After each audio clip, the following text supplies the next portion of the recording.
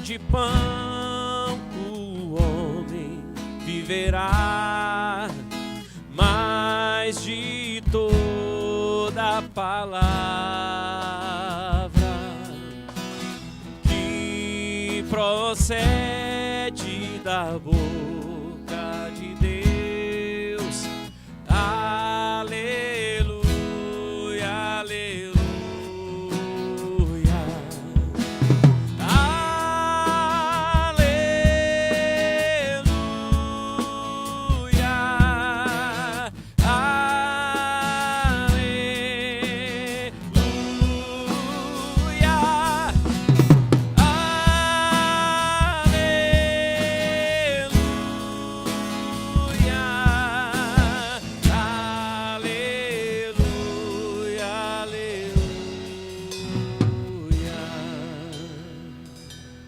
Aleluia. Bom dia, graça e paz, amém?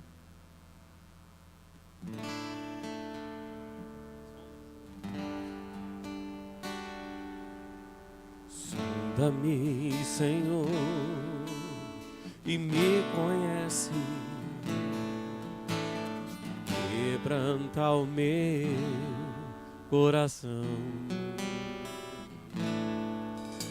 Transforma-me conforme a tua palavra e enche-me até que em mim se ache só a ti. Então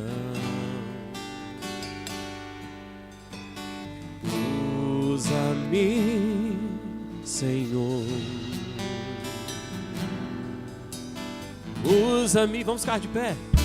Como um farol que brilha à noite, como ponte sobre as águas, como abrigo no deserto, como flecha que acerta o alvo. Eu quero ser usado da maneira que te agrade, em qualquer hora e em qualquer lugar.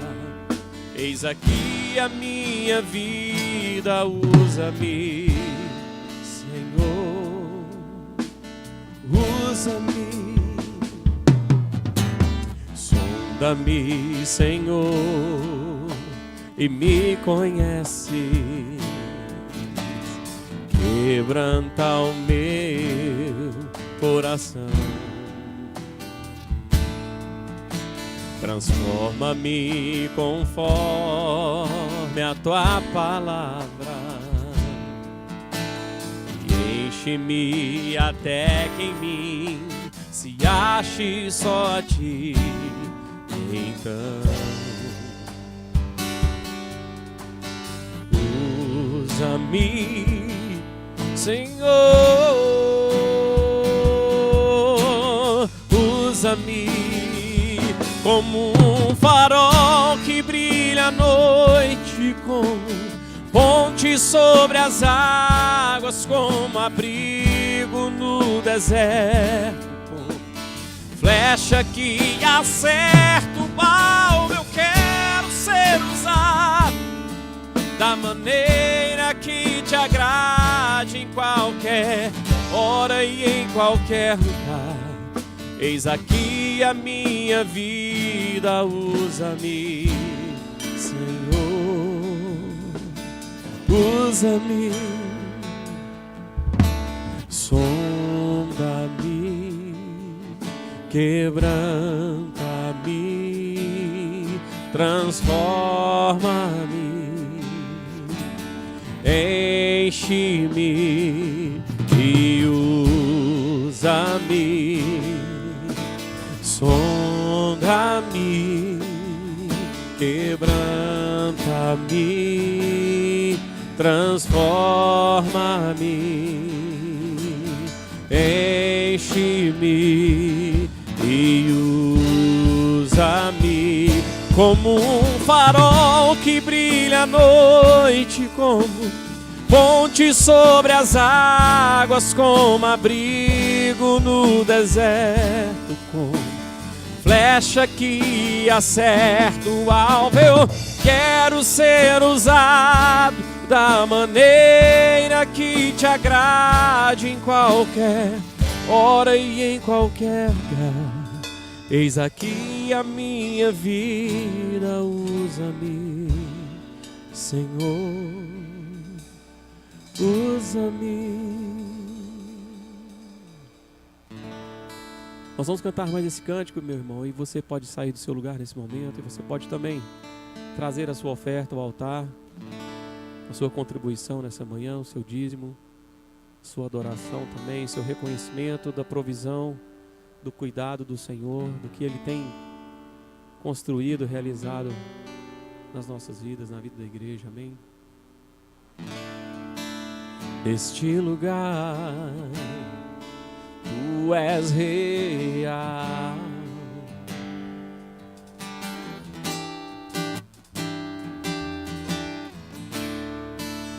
Vou me entregar totalmente.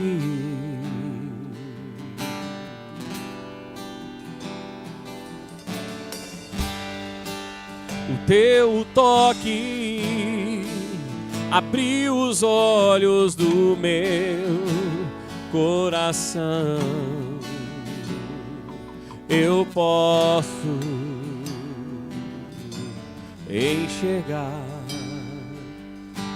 e entender. Se eu me humilhar diante do Teu altar e sacrificar aquilo que me custar, Tu inclinarás os Teus ouvidos ao meu clamor. Mais vale um dia no centro do Teu querer que toda a vida sem jamais Te conhecer. Tu és minha fonte, minha colheita, minha herança.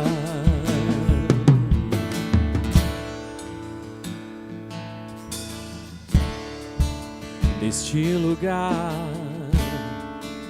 Tu és real.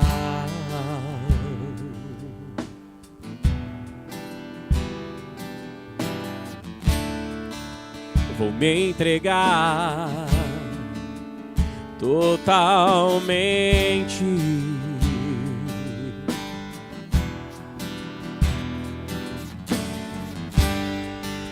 O Teu toque abriu os olhos do meu coração. Eu posso enxergar e entender. Se eu me humilhar diante do Teu altar e sacrificar aquilo que me custar, Tu inclinarás os Teus ouvidos ao meu clamor.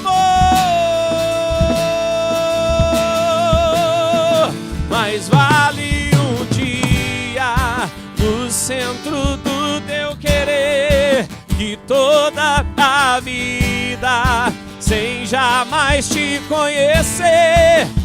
Tu és minha fonte, minha colheita, minha herança.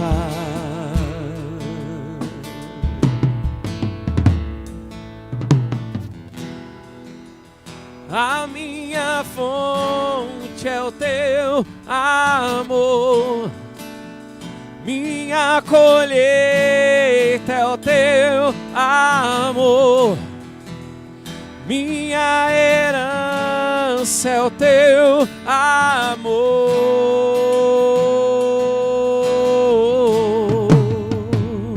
Minha fonte, a minha fonte é o Teu amor, minha colheita é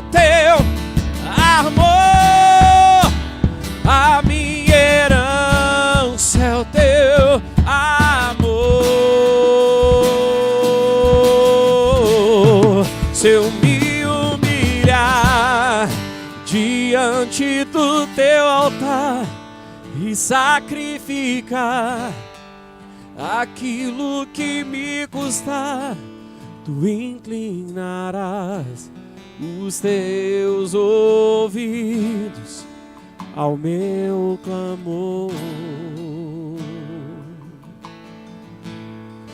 Mais vale um dia no centro do teu querer que toda a vida sem jamais te conhecer. Tu és minha fonte, minha colheita, minha herança.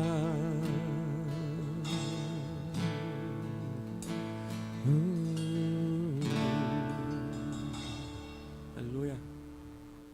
Deus te abençoe, meu irmão. Pode se assentar, amém?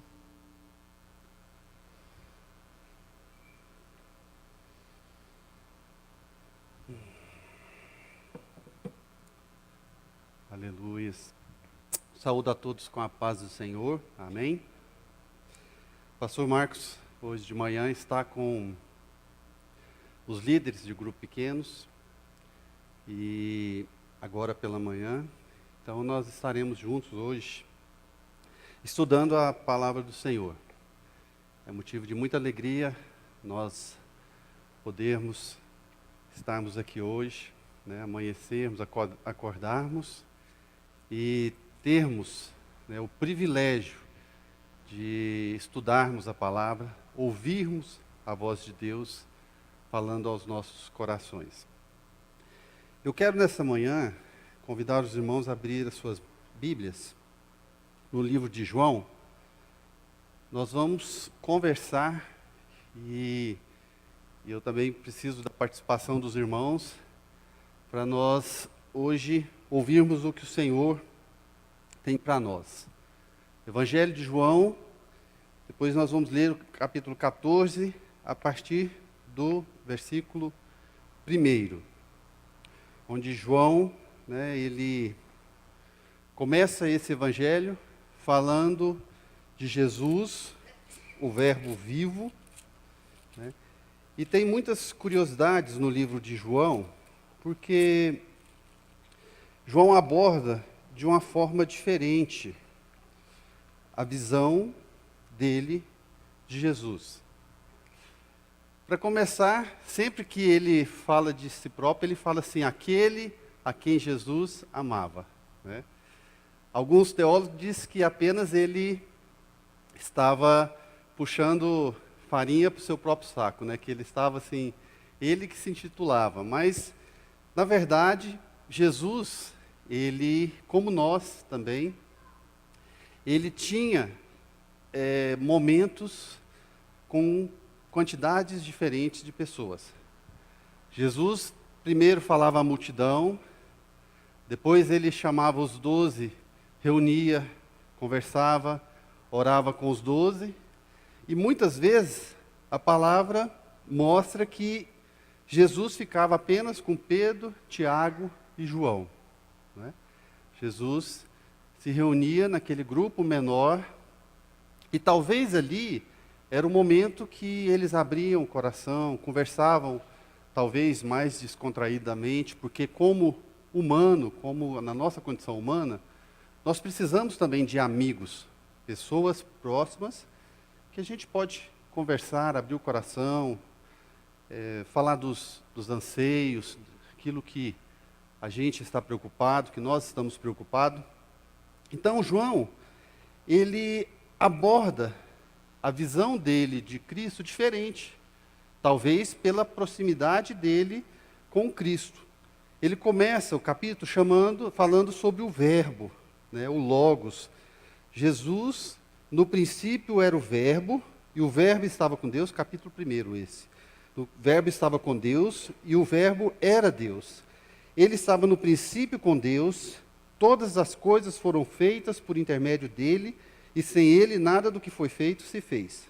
Depois, lá no versículo 14, ele fala assim, o verbo se fez carne e habitou entre nós, cheio de graça e de verdade, e vimos sua glória como a glória do Pai.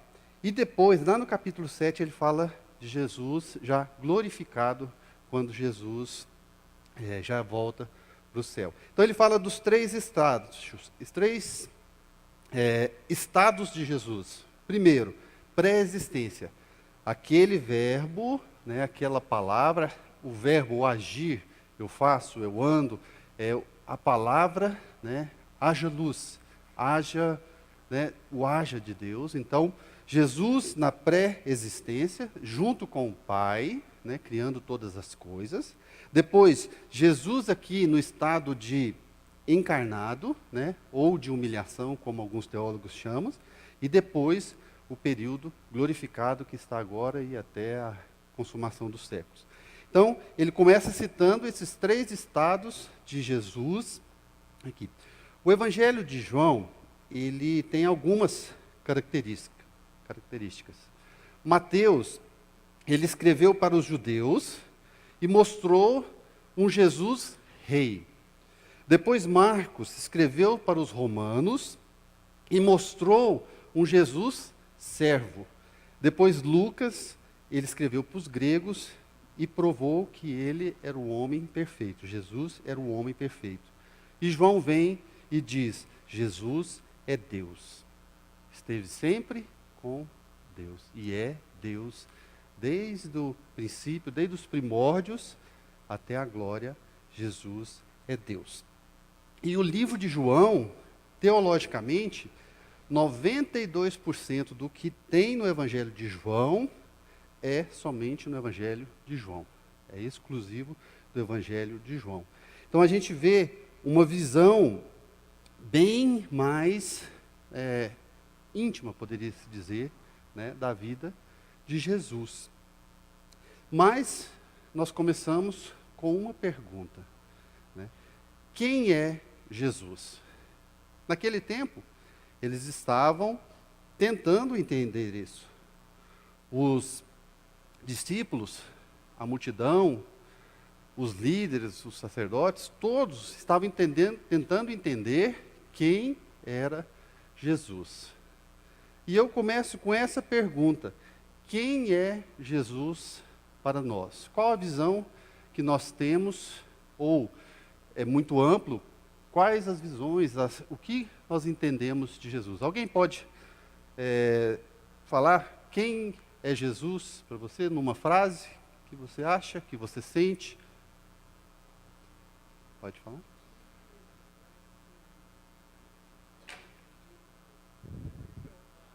Filho amado.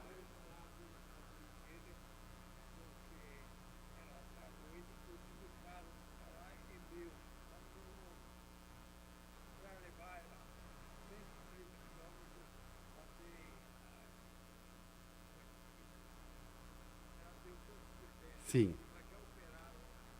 Então, Jesus, o Filho amado. O Filho amado. Mais alguém arrisca? O Salvador, o bom pastor.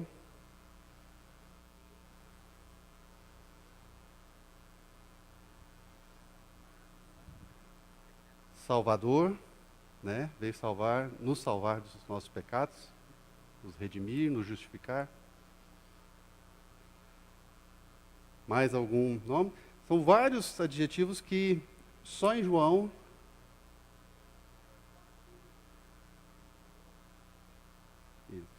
Em João, tem algumas formas diferentes. Primeiro, no capítulo 6, fala assim, eu sou o pão da vida. Jesus era o pão da vida, aquele que supre a fome de justiça.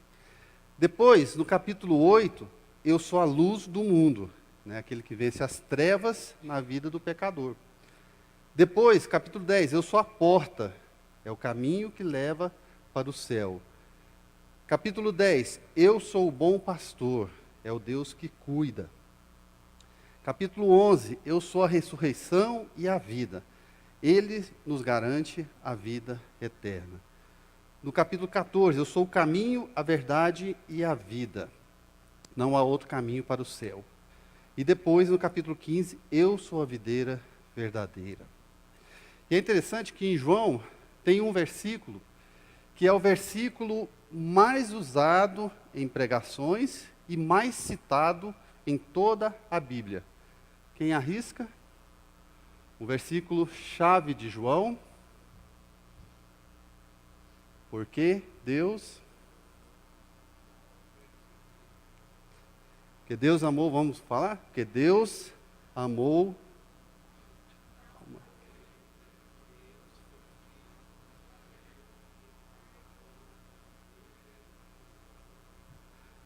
Exatamente, todo aquele que nele crê não pereça, mas tenha a vida eterna.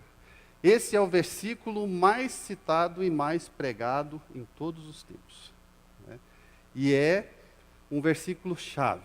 Eu ouvi um testemunho uma vez, muito interessante, que ele começa muito engraçado, trágico, depois engraçado, depois glorificado. Eu conheci um rapaz e ele contou o testemunho que ele tinha um grupo, eles eram do mundo, e fumavam maconha, usavam drogas. E um dia um evangelista chegou e estava distribuindo Bíblias para eles, e entregou uma Bíblia para ele. Falou assim, olha, eu queria que você lesse essa Bíblia. Aí ele, todo doido, falou assim, não, eu vou ler, mas eu vou fumar essa Bíblia todinha, eu vou arrancar as páginas e vou fumar. Aí aquele evangelista, né, falou assim, olha, então faz o seguinte, você vai fazer uma promessa, você vai ler a página antes de fumar. Depois que você lê, você pode fazer o seu cigarro e fumar. E aí, muitos anos depois, aquele evangelista estava numa igreja, e quando começou a pregar, um rapaz chegou e se sentou, todo arrumado, e terminado o culto, o rapaz veio conversar com ele, e falou assim, o senhor lembra de mim? Aí ele falou assim, não lembro de você. Ele falou assim, o senhor lembra um dia que o senhor entregou uma Bíblia para uns camaradas fumando droga em tal lugar, em tal cidade, assim? Ele falou assim, lembro. Pois é, eu fui aquele que peguei a Bíblia e falei que ia fumar ela inteira. E na verdade eu fumei ela até João 3,16. Quando chegou em João 3,16 eu converti, aí eu procurei uma igreja e eu estou nos caminhos do Senhor, né? Então o camarada fumou a Bíblia todinha até chegar a João 3,16, né? Leu a Bíblia inteira, né, quase inteira, e o Senhor, né, fez a boa obra na vida dele. E esse é o poder da palavra. Nós estamos estudando, né, domingo passado, o pastor Marcos falou sobre as Escrituras, só a Escritura, né, somente a palavra, sobre ainda a reforma. Então, a palavra liberta, a palavra transforma, e a palavra é o poder de Deus, é o Senhor falando conosco. Então nós vamos no capítulo 14, porque era um momento de muita confusão na cabeça dos discípulos. E João mostra o seu olhar, né, daquele momento, daquele estado que eles estavam vivendo. João 14, a partir do versículo 1.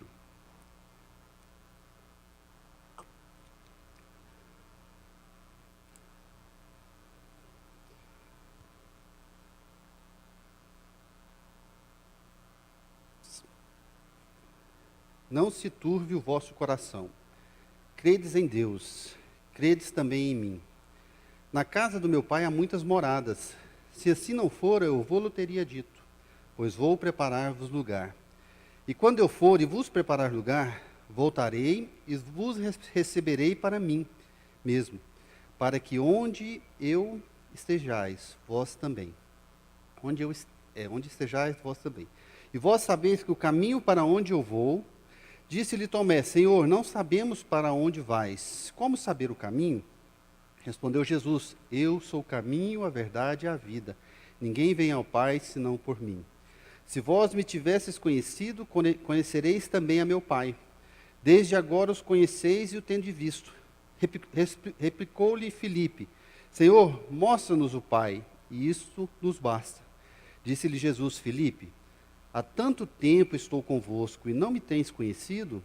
Quem me vê a mim, vê o Pai. Como dizes tu, mostra-nos o Pai? Não crês que eu estou no Pai e o Pai está em mim? As palavras que eu vos digo, não as digo por mim mesmo, mas o Pai que permanece em mim faz as suas obras. Crede-me que estou no Pai e o Pai em mim. Crede ao menos por causa das mesmas obras. Em verdade vos digo que aquele que crê em mim fará também as obras que eu faço, e outras maiores, porque eu vou para junto do Pai, e tudo quanto pedirdes em meu nome, isso farei, a fim de que o Pai seja glorificado no Filho. Se me pedirdes alguma coisa em meu nome, eu farei. Se me amais, guardareis os meus mandamentos. Amém. O contexto da época era o seguinte: era a última semana de Jesus em Jerusalém. Jesus tinha entrado em Jerusalém de maneira triunfante, assentado no jumentinho, e o povo o saudava como aquele que vem em nome do Senhor. Durante a semana, ele esteve durante o dia todo, todos os dias no templo, ensinando a palavra, o evangelho dele. Mas a resistência dos sacerdotes e líderes religiosos aumentava dia a dia. Alguns não-judeus tinham vindo para a festa da Páscoa e queriam conhecer a Jesus. Quando isso aconteceu, Jesus entendeu que já era chegada a sua hora, quando aqueles que não eram judeus já queriam conhecer a Jesus. E Jesus dedicava esses últimos dias a preparar os discípulos para o momento da partida. E naquela noite ele estava no cenáculo com seu discípulo, ele lava os pés, está no capítulo 13, e ele separa a Judas, ele aponta Judas como o traidor, né? Então ele estava preparando os discípulos, ele aponta Judas, entrega o pão a Judas, aí Judas já se retira do meio deles, e Jesus começa a falar mais profundamente com os discípulos, preparando eles para a sua via cruz, ou o seu projeto final. E eles estavam sem entender o que estava acontecendo.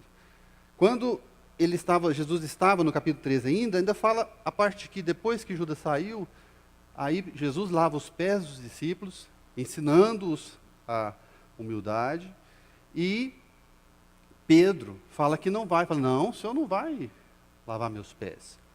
Aí Jesus disse, então você não tem parte comigo. Aí Pedro diz, não, então pode lavar a cabeça, o Senhor pode fazer o que quiser. Mas então, quando Jesus começa a falar aqui no capítulo 14, os discípulos estavam confusos, com medo. Jesus disse que ia partir, aqui a partir do versículo 36, para onde eu vou, vocês não podem ir agora, depois vocês irão. Então os discípulos se encheram de pavor. Não, nós estamos aqui há 3 anos com Jesus, agora de repente ele vai para um lugar, nós não podemos mais seguir. Talvez eles estavam com medo de perder a Jesus, porque já estavam ali sentindo a segurança de andar com Jesus, firmes com Jesus. De repente Jesus fala, olha, eu vou, vocês não podem ir. Então havia uma atmosfera de temor, e de dúvidas na vida daqueles discípulos. Eles estavam com muitas dúvidas. Então, a partir do versículo 14, do capítulo 14, Jesus começa a acalmar o coração deles. Jesus começa assim, não turve o vosso coração, credes em Deus, credes também em mim. Na casa do meu Pai há muitas moradas, se não fora, eu vou-lo teria dito. Eu vou preparar-vos o lugar. E a primeira dúvida é, para onde o Senhor vai e para onde nós iremos? Então, se o Senhor vai, nós não podemos ir. Eles se encheram de temor. E é natural, se de repente o nosso líder chega e fala, olha, eu não vou estar com vocês mais, eu vou, depois vocês encontram comigo, mas a partir de pouco tempo eu não estarei mais com vocês. Todos se encheriam de temor. Então, no capítulo 2, Jesus disse, eu vou preparar-vos lugar. Não é que Jesus estava dizendo, olha, eu vou preparar um novo céu. Não, o céu já estava, desde o princípio, o Senhor já estava pronto. Simplesmente, o acesso ainda precisava de Jesus terminar a obra dele, para que nós pudéssemos ter esse acesso, através de Jesus. Eu sou o caminho, a verdade e a vida. Ninguém vai ao Pai senão por mim. Então Jesus, ele estava preparando, né, finalizando esse projeto do caminho que nós seguimos através de Jesus para o céu. Então, Jesus diz no versículo 13: quando eu for e vos preparar lugar, virei outra vez e vos levarei para mim mesmo, para que onde eu estiver, estejais vós também. Mesmo vós sabeis para onde eu vou e conheceis o caminho. Jesus estava dizendo assim, olha, não turja o vosso coração, não se preocupe, tudo aqui é passageiro. O mundo é passageiro, não se encante com esse mundo, eu sou o caminho e o nosso destino é as mansões celestiais. Né? Então, Jesus estava ensinando aquilo que muitas vezes a gente tem dificuldade de entender e de aceitar, que o reino não é deste mundo. Aqui não tem valor algum para Deus. Simplesmente é um período que nós estamos passando. E muitas vezes, muitos pastores, muitos líderes pregam muitas coisas que não são a verdade. Teorias da prosperidade, tantas coisas que Jesus não disse. Ao contrário, a palavra diz que assim, ó, não amontoeis tesouros aqui onde a traça vai comer, não. O segredo é nós nos preocuparmos com a vida celestial. Então, ele estava ensinando, olha, aqui tudo é passageiro. Nós precisamos entender, tudo é passageiro. Ah, mas por que eu sou justo, eu sou fiel, eu sou fiel ao Senhor, fiel nas ofertas, nos dízimos, e muitas vezes a minha vida não prospera como do ímpio. O Senhor permite que a graça dele, a graça comum, essa graça comum, também às vezes o ímpio possa viver dela. Às vezes o ímpio tem muitos bens, mas ele vai ter só aqui. Ele não vai conhecer o Senhor e ele não vai para a glória. E o Senhor, ele tem para o justo as mansões celestiais, que é o que o Senhor está dizendo. Jesus disse, eu estou indo, preparando para vocês aquilo que importa. Não se preocupe com essas lutas. O que importa é o que virá depois. Então, essa pergunta, Jesus disse, olha, não turve o vosso coração. O que eu tenho são as mansões celestiais. O que eu tenho é muito maior para vocês. O que eu tenho, vocês vão ter pela vida eterna. Não é aqui. Então, os discípulos têm outra pergunta, outra dúvida, que eles mostram no capítulo 14. Pois é, o Senhor sabe o caminho, mas qual é o caminho? Como saber? É interessante que os discípulos, mesmo andando com Jesus durante 3 anos, mesmo vendo milagres, mesmo vivendo com Jesus tudo que Jesus tinha feito, eles dizem, olha, qual o caminho? Nós não sabemos então qual o caminho. Aí Tomé pergunta, Senhor, nós não sabemos para onde vais e como podemos saber esse caminho?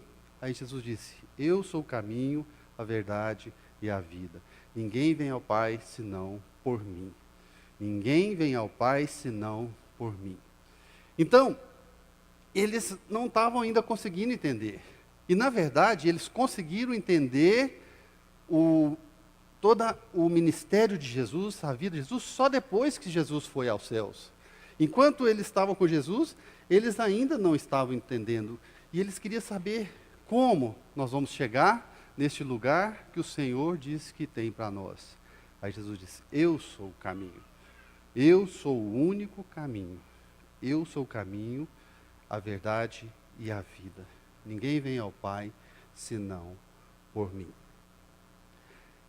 E eles começam a querer entender um pouco.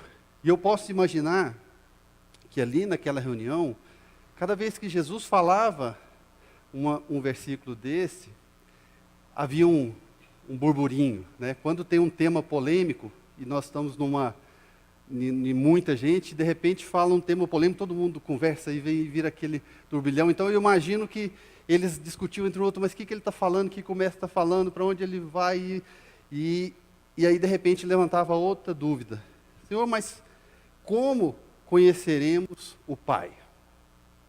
capítulo 7. Como é o Pai? Mostra-nos o Pai. Não conhecemos o Pai. É interessante que Jesus diz assim, olha, há tanto tempo eu estou contigo e não conheces ao Pai? Versículo 9, quem vê a mim, vê o Pai, e como tu perguntas ainda, mostra-nos o Pai. 3 anos eles conviviam com Jesus. Às vezes a gente fica pensando assim, se Jesus viesse pelo menos uma vez. Às vezes tem uma oração que talvez todos, talvez muitos de nós já fizeram ou questionaram a Deus, falaram assim, Senhor, seria tão fácil se eu tivesse visto a Jesus, né? Seria tão fácil se, como os grandes homens de Deus, se um anjo chegasse e falasse assim, Paulo, olha, é simples. Paulo, você vai fazer isso, isso, isso, isso. Ou talvez, João, você vai fazer isso, isso, isso. Porque a gente fica pensando assim, se o anjo chegasse aqui, a luz, às vezes a gente vê em filme, né? A luz toda diminui, aí desce aquela luz, aí ouve aquela voz bradando, né? Filho, é isso que a gente pensa, se acontecesse isso, né? Aí a gente ia crer, ia ser mais fácil, né, a gente entender. E Jesus diz assim, olha, tem 3 anos, tanto tempo que vocês vê ao Pai em mim. Quem vê a mim, vê ao Pai. Eu sou como o Pai. Tudo que eu faço é para a honra e glória do Pai. Então, quem vê a mim, vê ao Pai. Então, quase que uma dúvida de criança daqueles homens. Mas eram homens que estavam vendo todo um cotidiano de problemas acontecendo. Uns acreditavam, outros não. Uns queriam perseguir, outros queriam que não, queriam seguir, né? Uns queriam, os fariseus e os hipócritas que Jesus disse, conhecedores da lei, criticavam Jesus. Então, aqueles que conheciam a lei, que antes pregavam a lei, falavam da lei só de boca para fora, e todos acreditavam que eram homens de Deus, estavam dizendo que era loucura, né? Então, eles estavam em temor. Mas, Jesus disse, olha, quem vê a mim, vê o Pai. Né? E é muito interessante porque eu vi, há um tempo atrás, um testemunho, que inclusive, se não me engano, foi na África de um missionário. Ele foi enviado a um povo, a uma tribo, e ele não falava nenhuma palavra do idioma daquela tribo. Então enviaram ele, não sei porquê, mas enviaram, e ele foi. E quando chegou na tribo, ele se comunicava apenas por sinais. Então ele começou a ajudar aquele povo. Ele ajudava a plantar, ajudava tudo que eles faziam, ele ajudava. E ele ficou ali por mais ou menos 6 meses, ou um pouco mais, e foi embora, porque a missão estava mandando outro missionário que tinha estudado e aprendido a língua daquele povo. E quando aquele missionário chegou e conversou na língua deles, tudo ficou mais fácil, e ele começou a pregar. E ele disse, olha, houve um homem, esse homem era Jesus, ele morreu por nós, ele fez isso, fez aquilo. E quando ele começou a evangelizar, um índio ou um homem daquele povo levantou a mão e falou assim, peraí, eu conheço Jesus. Aí o missionário falou, você conhece? Conheço, ele viveu aqui durante 6 meses, ele nos ajudou, ele estava conosco, ele fez isso, fez aquilo. Então aquele povo viu a vida de Cristo naquele missionário, que não falava uma palavra da língua deles. E essa é a nossa missão. Né? As pessoas precisam ver em nós a vida de Cristo. Quando nós passarmos, ou no nosso trabalho, onde nós estivermos, as pessoas têm que olhar como os discípulos ali, e olhar e falar assim, olha, ali tem alguém que é diferente. Ali tem alguém que eu não sei o que está acontecendo, mas eu sei que ali tem algo especial. E é a vida de Cristo. Porque as pessoas, elas fazem auditoria em nossas vidas. Né? Nós que somos cristãos, aonde nós estamos, nós somos, às vezes no meu trabalho, eu me sinto auditado. como se tivesse alguém vigiando assim cada passo. Todo mundo pode sair, beber, fazer qualquer coisa, né, os ímpios. Mas se a gente fizer algo, um deslizezinho, eles caem de, né, matando. Ah, mas por que isso? Então, a gente tem que tomar muito cuidado com isso, porque a palavra fala que ai daquele que fizer desviar a um dos pequeninos, ai daquele que ensinar algo errado, ai daquele, né, que fizer alguém se desviar dos caminhos. Então nós temos essa responsabilidade, porque aqui Jesus está falando, olha, quem vê a mim, vê o Pai. Então vocês estavam comigo, vocês passaram esse período comigo, então vocês estão vendo a Deus, né? Então, às vezes, nós precisamos estar firmes, né, mostrando esse exemplo às pessoas que estão ao nosso redor. Porque não adianta a gente falar 1000 palavras. Se nós não agirmos conforme essas palavras, as pessoas não vão ouvir o que a gente está falando e vai perceber o exemplo que a gente está dando. O bom ou o mau exemplo. Como crianças, né? Os nossos filhos, eles aprendem e nos seguem pelo exemplo. Eu fico vendo a minha filha, Isabela, com 6 anos, as nossas manias de casa, ela tem as mesmas manias que nós temos. As manias da minha mulher, de fazer as coisas da forma que ela faz, eu vejo a Isabela lá fazendo a mesma coisa. Às vezes, mania que eu tenho, ela vai lá e está fazendo a mesma coisa. E, às vezes, eu não falei nada para ela, olha, isso é assim. Mas ela vai lá, como ela vê a gente, né, ela fica ali 24 horas olhando o que a gente faz. Então, as pessoas, elas estão assim. Elas estão nos vigiando, nos analisando. Será que ele, o Paulo ali, ele realmente é um cristão? Será que ele realmente tem uma vida diferente? Né? Então nós temos essa responsabilidade. Né? Nós evangelizamos muitas vezes em silêncio, com o nosso exemplo. E aquele colega de trabalho, aquele vizinho, aquelas pessoas que estão ao nosso redor, talvez a única oportunidade de chegar a Cristo é através de nossas vidas. É nossa responsabilidade. No versículo 12, eles levantam mais uma pergunta aqui para Jesus. Mas o que faremos sem o Senhor? Quem crê em mim fará as obras que eu faço e outras maiores. O que faremos sem o Senhor? Né? Quando Jesus saísse, como Jesus fosse, como Jesus disse que iria, o que eles iam fazer? Aí Jesus diz, quem crê em mim fará as obras que eu faço e outras maiores. Existem muitas promessas sobre essas obras do Senhor. Quais foram as obras que Jesus fez que aqueles homens poderiam fazer maior apenas pedindo em nome do Senhor? Jesus, ele trabalhou como pregador, como mestre, no trabalho de mestre. Ele curou os enfermos, os doentes. Ele ensinou nas sinagogas, ele abençoou os pobres e necessitados. Ele não questionou a vida de ninguém, ele apenas dizia assim, olha, ele não julgou, ele apenas dizia, olha, vá e não peques mais. Né? E ele disse que assim, olha, em meu nome, quem crê em mim, vai fazer mais do que eu faço.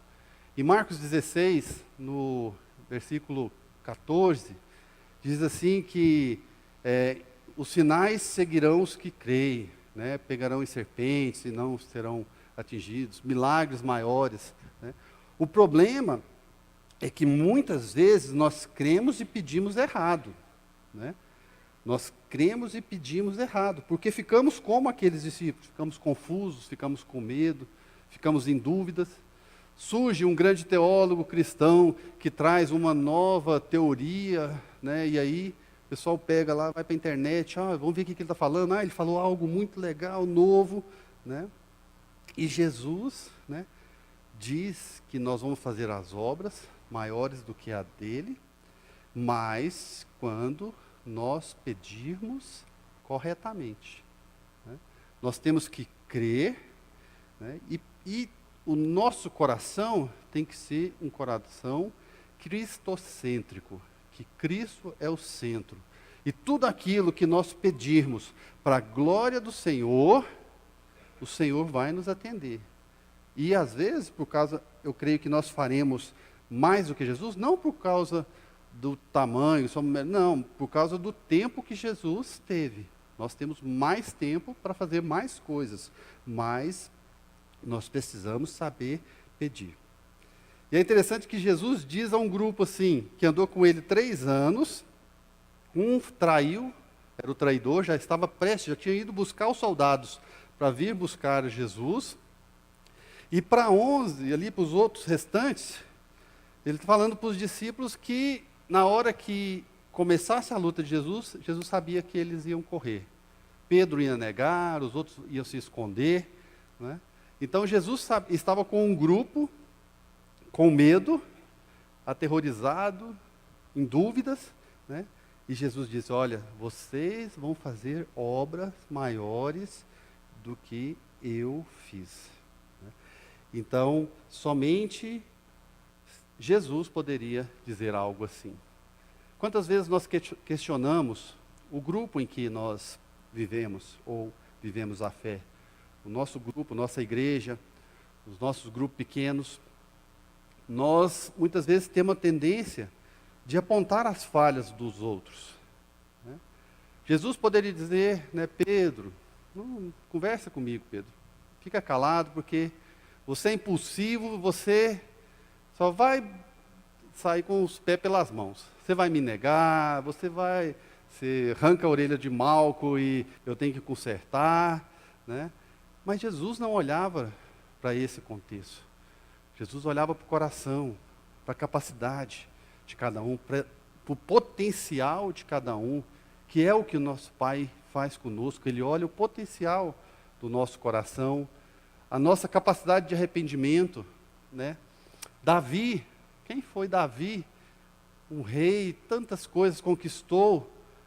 E se Davi estivesse na igreja hoje, eu queria ver quem que ia perdoar Davi todas as vezes que Deus perdoou. Então chegar para Davi e falar, não, Davi, você fez isso, você adulterou e tudo, mas olha, continua aqui, pede perdão e vem ministrar louvor, ou vem trabalhar. Não. A gente tem essa tendência a olhar somente para os defeitos das pessoas, aquilo que as pessoas estão fazendo, os irmãos estão fazendo, e apontar o dedo. E a Bíblia não fala nada disso. Eu vi uma ilustração esses dias atrás que é muito interessante, que um irmãozinho chegou e falou assim, pastor, eu vou sair da igreja, não frequento mais essa igreja. Aí o pastor, por que, meu filho? Não, a irmã tal, ela é fofoqueira, o irmão tal, ele não entrega dízimo, o outro é desonesto nos negócios, o coral não canta bem, o louvor é difícil e tal, o senhor atrasou uns dias. Aí o pastor falou assim, tá bom. Antes de sair, pega um copo d'água cheio e dá 4 voltas na igreja aqui, por favor. Aí, você consegue fazer? Ele falou, consigo. Pegou a água e saiu com um copo de água, andando em volta da igreja. Aí quando ele terminou, ele chegou, o pastor falou, derramou alguma gota? Ele, não derramou não. Ele falou assim, quais problemas você viu na igreja quando você estava andando com um copo de água?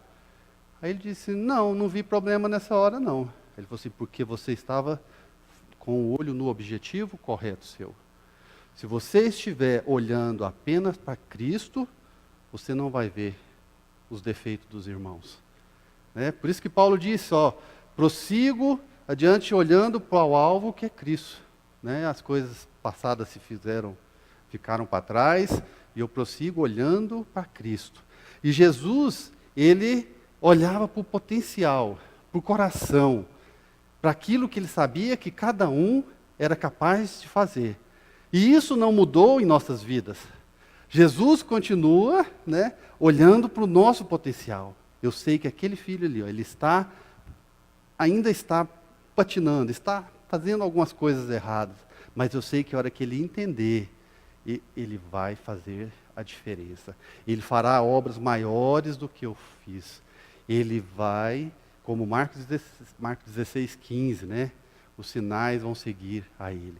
Então, nós temos que caminhar assim, olhando apenas para Cristo, olhando a vida de Cristo, olhando o exemplo de Cristo, caminhando e as pessoas olhando para nós e vendo que há algo diferente em nossas vidas.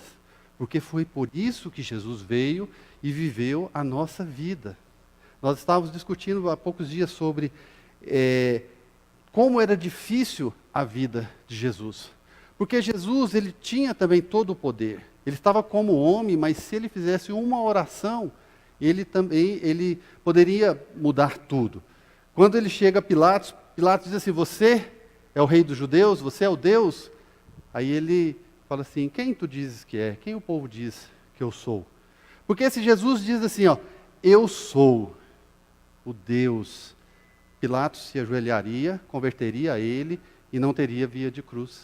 O projeto de Deus não se cumpriria. Quando Jesus começou a falar do que ele passaria, Pedro falou assim, eu não vou deixar. Jesus falou assim, olha, aparta de mim, Satanás.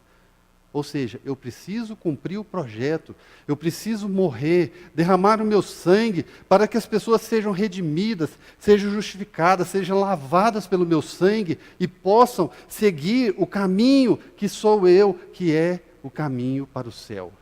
Precisava se cumprir isso. Então Jesus, ele tinha que medir as palavras quando ele falava. Né? Eu vi um teólogo esses dias falando assim, que quando Jesus chegou em Lázaro, que Lázaro estava morto, se Jesus falasse assim, olha, sai tu que está morto e vive, todos os mortos se levantariam naquele momento. Porque Jesus era onipotente, é onipotente. Então se ele falasse uma palavra, né, errada, tudo poderia mudar. Então por isso que em muitos momentos, Jesus usa de estratégia, porque ele não poderia responder simplesmente aquilo que as pessoas falavam. Ele tinha que fazer igual com Pilatos, lançar outra pergunta, e ele tinha que tomar cuidado com o que ele falava. E por último, o Senhor deixa algo maravilhoso, que ele diz assim, lá no versículo 21, aquele que tem os meus mandamentos e o guarda, esse é o que me ama. E aquele que me ama será amado de meu Pai, e eu o amarei e me manifestarei a ele. Disse-lhe Judas, não o Iscariotes, Senhor, de onde vem que te has de manifestar a nós e não ao mundo? Jesus respondeu e disse, se alguém me ama, guardará a minha palavra e o Pai o amará, e viremos para ele e faremos nele morada. Aquele que tem os meus mandamentos e o guarda, este é o que me ama. Os mandamentos do Senhor, eles são os mesmos. E é interessante que a palavra diz apenas assim, que nós temos que guardar, nós temos que viver esses mandamentos, nós temos que cuidar para que a nossa vida ande em retidão, porque aí o Senhor, a palavra diz, o Senhor vai se manifestar em nós. E é o desejo de todos nós, todos aqueles que conhecem a palavra, viver as manifestações de Deus, poder caminhar e ouvir a voz de Deus. Nós temos a revelação, a palavra. E se nós quisermos ouvir a voz de Deus, basta abrir a palavra. Nós vamos ouvir. Então o teólogo diz o seguinte, se você quiser ouvir a voz do Senhor bem alto, é só ler a Bíblia bem alto. Você vai ouvir a voz do Senhor bem alto. É a revelação. Eu peguei essa semana, estava estudando o livro de João para hoje, e eu comecei a estudar e de repente eu lia um capítulo, lia outro, e eu li quase o livro todo e voltava, e de repente o Senhor falou tanto comigo. Eu fui na oração, lá no capítulo 17, oração sacerdotal de Jesus, tantas promessas que o Senhor fez através daquela oração. Jesus, ele estava assim com o coração aberto, e no capítulo 17, lá na oração, o Senhor fala assim, olha, Pai, como eu tenho a glória em Ti, transfere a glória àqueles a quem o Senhor permitiu que eu cuidasse. Senhor, o Teu poder que eu possa transmitir. Então, Senhor Jesus, primeiro ele desce, se humilha, ele sai do seu estado de glória com o Pai, resolve viver essa vida nossa, cheia de lutas, problemas, dores, tantas coisas, tantas mentiras, tanta luta no dia a dia ao nosso redor. E ele, quando vai orar, ele fala: Senhor, aqueles a quem eu amo, Senhor, o Senhor permitiu que eu cuidasse, então, Senhor, transmite a tua glória, como o Senhor tem comigo. Aí ele fala assim: Senhor, seja um, a unidade que o Senhor tem comigo, que o meu povo tenha também contigo. Então ele é como quando a gente acha algo muito bom e a gente quer compartilhar, né? Eu descobri algo muito bom, uma cura, por exemplo, nós fazemos muito isso com medicamento, com plantas, né? Alguém chega: eu estou com dor em tal lugar, tem uma planta aqui que você faz o chá, toma, põe aqui. Então nós queremos passar adiante aquilo que é bom, e o Senhor, Ele quer nos passar a glória dEle, a unidade que Ele tem com o Pai, tudo aquilo que é muito valoroso, que nós nem conseguimos entender, né? Quando aqui ainda Filipe fala assim: Senhor, nós precisamos ver a Deus, eu quero ver. Então fala para Deus se manifestar, que eu quero ver Ele. Aí foi a mesma oração de quando Moisés falou, né? Aí Deus falou assim: olha, ninguém pode ver a minha glória sem morrer, porque é muita glória. E Jesus queríamos que nós vivêssemos, Ele quer que nós vivamos essa glória, que nós vivamos em unidade com Cristo, sendo um com Cristo também, na unidade dEle, e na união, na unidade dos nossos irmãos, mas não olhando para mim, para as falhas que o Paulo tem, não olhando para as falhas do meu irmão, mas olhando em amor. Quando o irmão cai, eu pego pelos braços, eu levanto, igual quando nós fazemos com quem nós amamos, nossa família. Faz algo errado, mas não deixa de ser meu irmão, eu vou lá e ajudo. Pode fazer 10 vezes que a mãe vai lá e ajuda.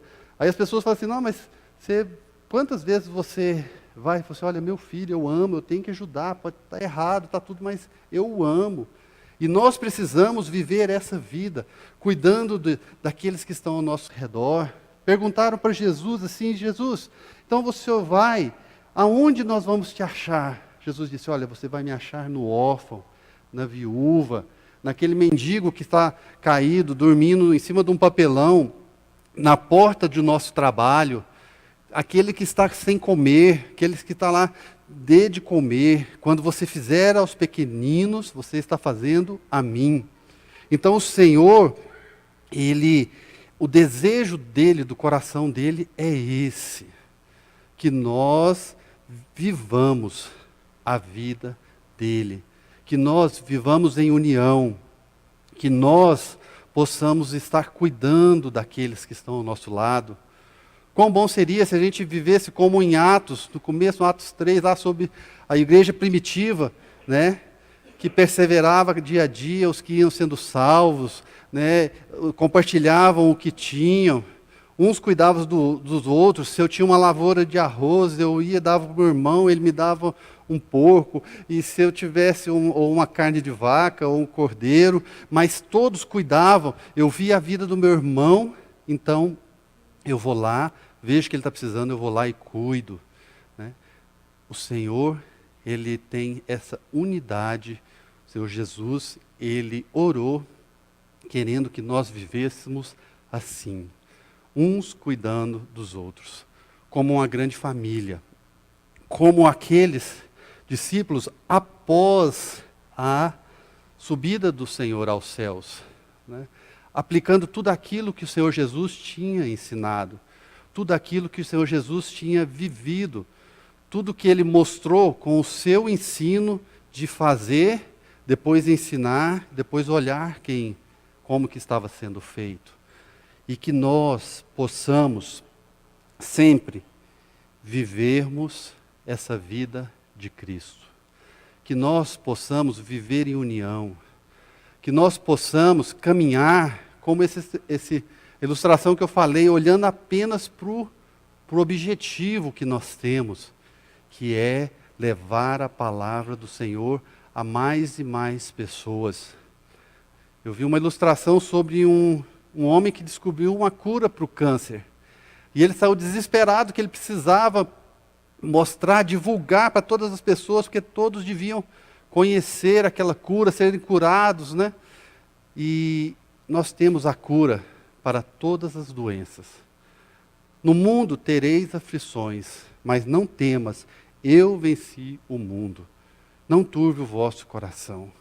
Esse estado de lutas, de problemas, de corrupção, de violência, tudo que nós temos vivido é passageiro. Tudo vai passar. O Senhor não está preocupado com isso. O Senhor pode até nos agraciar e permitir que nós tenhamos posse, tenhamos bens, mas esse não é o objetivo. O objetivo é a salvação de nossa alma, é a nossa vida celestial, as mansões celestiais que o Senhor tem para nós. Esse é o objetivo que o Senhor tem para cada um de nós. E que nós possamos, como a palavra diz, guardar os mandamentos do Senhor. Que nós possamos viver essa manifestação de Deus em nós, como o Senhor disse. E que nós possamos, a cada dia, vivermos essa vida de Cristo.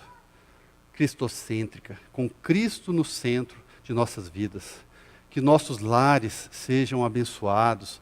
Que o Senhor esteja protegendo, guardando a nossa casa, livrando de divórcio, de tantas outras coisas que acontecem. Mas se nós cantamos um cântico assim, se nós fomos curados, Ele é Deus. Se não fomos curados, Ele é Deus também. Se passarmos por lutas, Ele é Deus. Se não passarmos, Ele é Deus também.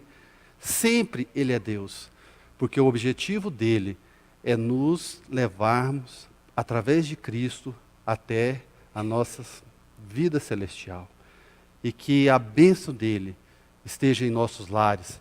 Que, como o Salmo 23, que Ele esteja guardando a nossa casa, que ainda que a gente passe pelo vale da sombra da morte ou por lutas, o Senhor, o anjo do Senhor vai estar ao nosso redor, né? O anjo do Senhor está ao redor dos que os teme e os livra, né? Que o anjo do Senhor esteja nos livrando, porque nós tememos e nós clamamos a Ele, e que o nosso coração seja um coração que clame pela glória do Senhor. E que essa glória envolva cada um de nós nessa manhã. Que essa glória envolva os nossos lares. Que essa glória envolva a nossa vida. E que nós possamos contar o testemunho de que o Senhor é o centro de nossas vidas. Amém? Amém. Vamos nos colocar em pé. Vamos orar.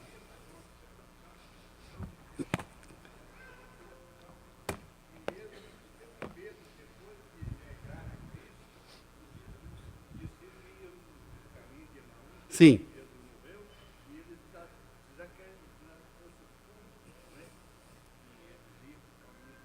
Não conhecia Jesus, não conheceram, né, em dúvidas. Isso. Uhum. Sim, se mostrou, né? É verdade. Pedro é um grande exemplo, né? Muitas vezes nós somos como Pedro. Nós somos impulsivos, nós andamos, por exemplo, ele andou 3 anos com Jesus.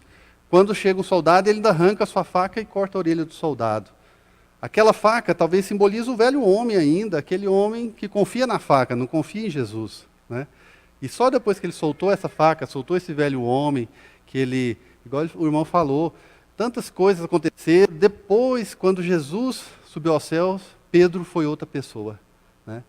Porque ele entendeu, a palavra entrou no seu coração, aí ele fez a diferença. Que nós possamos também fazer a diferença. Nós temos as falhas, nossos defeitos, mas o nosso Redentor vive, né? E Ele é fiel para terminar a boa obra em nossas vidas. Amém? Vamos orar. Pai, nós te louvamos muito por essa manhã.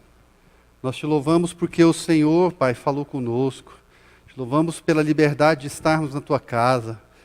Pai, que essa palavra esteja em nossos corações, que essa palavra, Pai, continue conosco.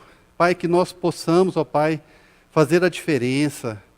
Por onde nós passarmos, Deus, que nós possamos, assim, transformar através de Ti as pessoas. Que o nosso testemunho seja um testemunho verdadeiro, fiel, Pai, de quem segue a Ti. Pai, em nome de Jesus, ensina-nos, ó Pai, a lançarmos nos Seus pés as nossas fraquezas, para que nós possamos ser curados transformados, como Pedro foi e como tantos homens de Deus e mulheres que trabalharam, ó Pai, na tua obra.